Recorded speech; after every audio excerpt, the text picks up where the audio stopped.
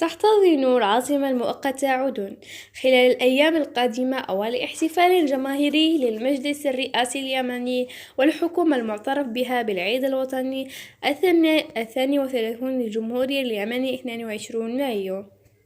يأتي ذلك فيما أعلنت وزارة الخدمة المدنية والتأمينات بعدن أن يوم الأحد القادم إجازة رسمية لكافة موظفي وحدات الخدمة العامة بمناسبة العيد الوطني 32 للجمهورية اليمنية. وأشارت إلى أن ذلك يأتي استنادا إلى نص المادة 3 من القانون رقم 2 لسنة 2000 بشأن الإجازات والعطلات الرسمية، ويدور جدل واسع حول نشطاء يمنيين